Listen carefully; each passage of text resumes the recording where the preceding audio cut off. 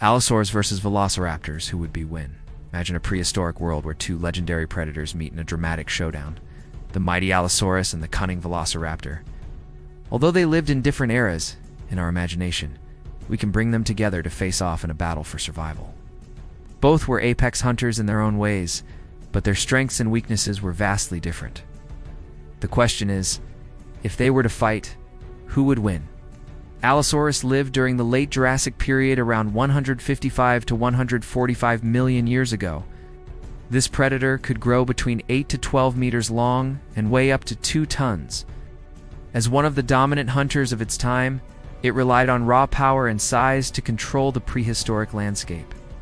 Its body was built for strength and intimidation, making it a fearsome opponent for any creature that crossed its path. The most distinctive weapon of Allosaurus was its enormous jaws filled with more than 60 sharp serrated teeth.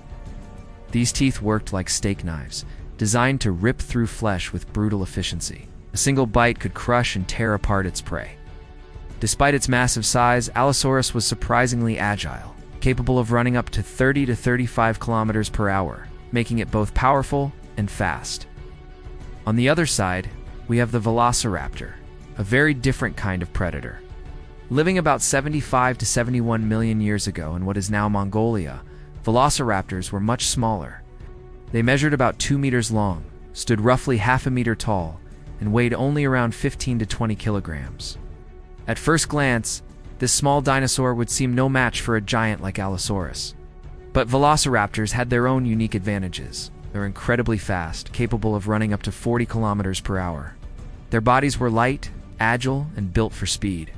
Most importantly, they carried a deadly sickle-shaped claw on each foot, capable of slashing into flesh with precision. And while one Velociraptor alone was vulnerable, in a pack they could become highly dangerous, using intelligence and teamwork to outsmart much larger prey. If we compare the two directly, the differences are striking.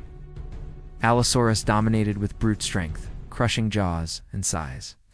Velociraptors, meanwhile, excelled in speed, cunning, and cooperation. It is a clash between raw power and tactical intelligence. To understand who would win, we need to imagine different battle scenarios. In a one-on-one duel, the outcome is clear. Allosaurus would almost certainly win. The size difference alone makes the fight nearly impossible for Velociraptor. One bite or even a swing of Allosaurus's tail could fatally injure the smaller predator. In such a direct confrontation, the Velociraptor stands little chance. But what if the fight was not one Velociraptor against one Allosaurus, but instead an entire pack of raptors? This is where things become interesting. A group of 10 or more Velociraptors could circle around the massive predator, distracting it from different directions. Some could attack from the sides, while others might leap onto its back to target its neck, belly, or even eyes. Of course, it would not be easy. Allosaurus's thick skin, raw strength, and deadly jaws could kill several raptors quickly. In the beginning of the fight, the giant could thrash, bite, stomp its way through the attackers, leaving many of them dead. However, the more agile raptors that survive would continue to strike from different angles, wearing the Allosaurus down little by little. This kind of fight would be brutal on both sides. Many Velociraptors would die in the attempt. But if the pack was large enough and coordinated, they could potentially bring the Allosaurus down. It would not be a quick victory, but a slow and bloody struggle of endurance, intelligence, and persistence against raw power. In scientific terms, the outcome depends heavily on numbers. A lone Velociraptor would never stand a chance. A small group of 3 or 4 still might not succeed. But a coordinated pack of 10 or more could realistically overwhelm the Allosaurus, especially if they attacked smartly and targeted its weak points. The fight becomes a question of numbers and strategy versus size and strength. In the end, the winner of this battle depends entirely on the scenario. One-on-one Allosaurus wins every time. In a pack battle, Velociraptors have a fighting chance, though at a heavy cost to their own numbers. This showdown reminds us that in the prehistoric world, survival wasn't only about strength, it was also about speed, intelligence, and cooperation. The clash between Allosaurus and Velociraptors is a battle between two very different styles of predation. And that is what makes the question so fascinating. To better understand this hypothetical battle, it helps to imagine the environments in which these dinosaurs lived. Allosaurus roamed wide-open plains and forested regions of Jurassic North America, hunting massive herbivores like Stegosaurus and Camptosaurus. Its hunting strategy often involved ambushing or targeting weaker individuals in a herd.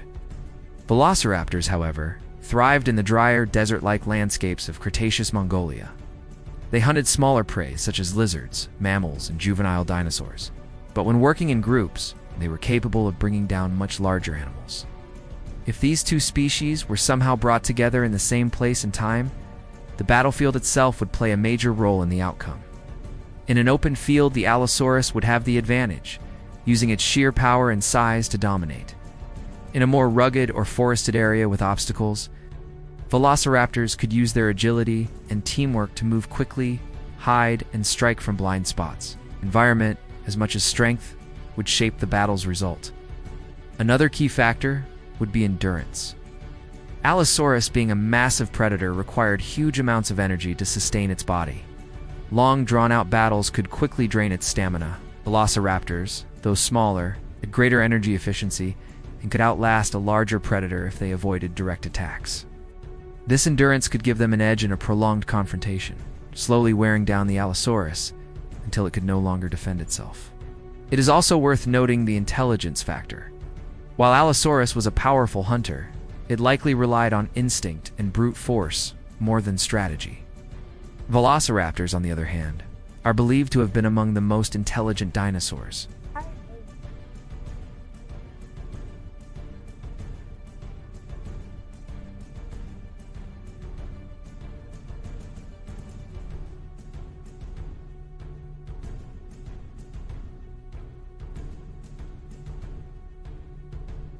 Fossils have complex social behaviors. Their ability to communicate and coordinate attacks would give them a serious advantage when fighting as a group against a single massive predator. Ultimately, this imagined showdown highlights a broader lesson about evolution and survival. Allosaurus represents the dominance of sheer size and strength, while Velociraptors represent the success of speed, intelligence, and cooperation. Both were apex predators in their own times, adapted perfectly to their environments. Bringing them together is a fascinating thought experiment, but it also reminds us that nature creates many different paths to power. In the end, there is no single way to be the ultimate predator. It depends on the situation, the environment, and the strategy.